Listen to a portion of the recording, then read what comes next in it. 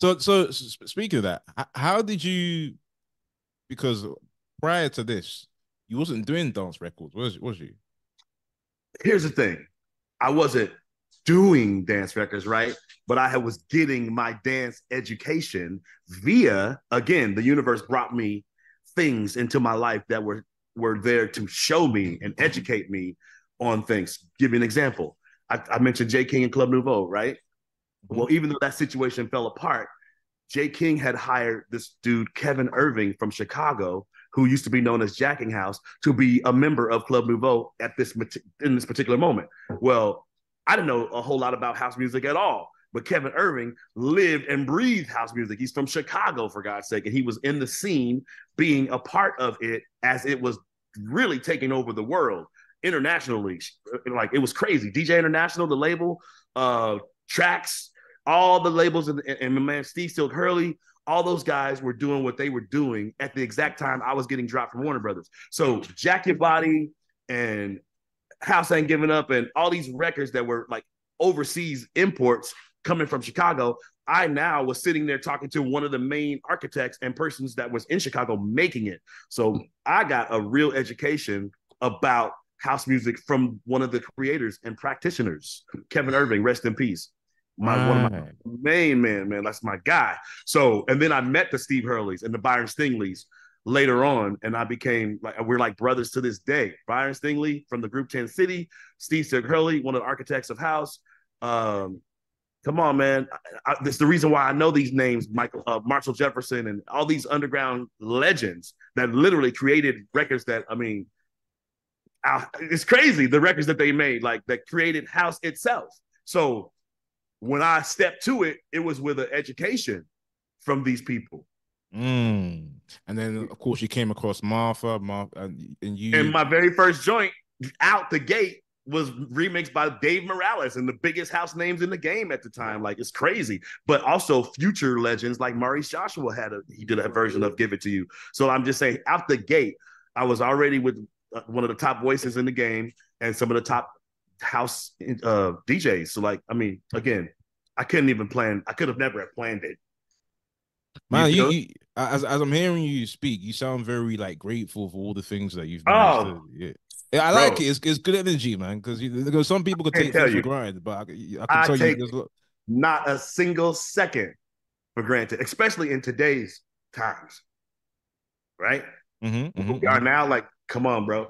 Like, if you're able to get up and do what you love every day, Mm-hmm. that's Amen. it.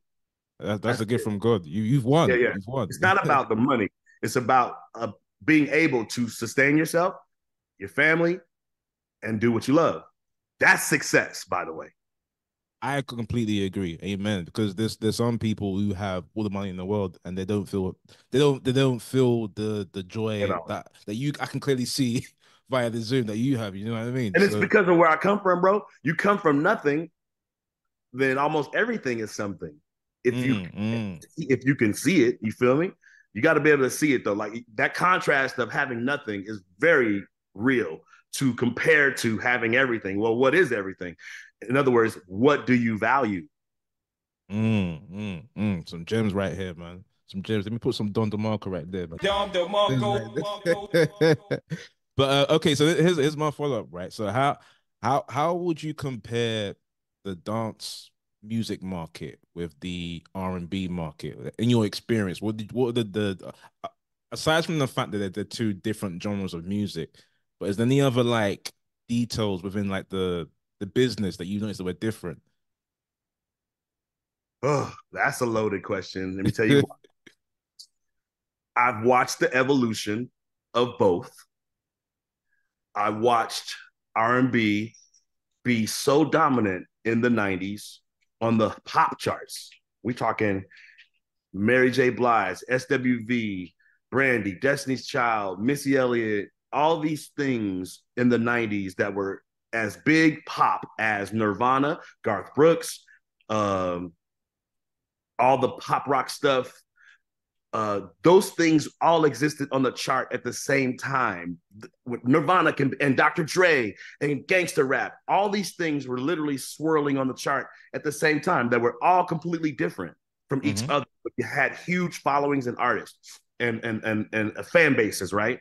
But then by the end of the 90s and going into the 2000s, they kind of got co-opted by, I hate this phrase, boy bands Mm. and things like that. And I didn't even like that phrase because I'm like, wait a minute.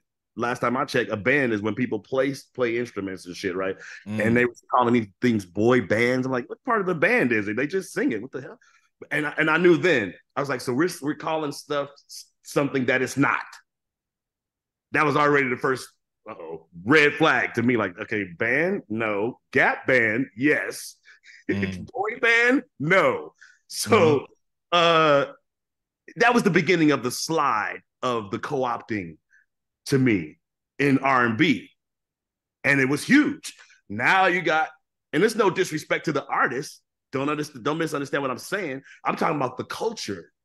So Mm-hmm. now instead of Brandy and SWV and these brown girls singing the hell out of these joints and having success at the top of the pop charts, now it's Christina Aguilera, now it's Britney Spears, now it's all these other faces, and then instead of Boys to Men, it's Backstreet Boys, and it just got turned on its head in R&B to a very very white world.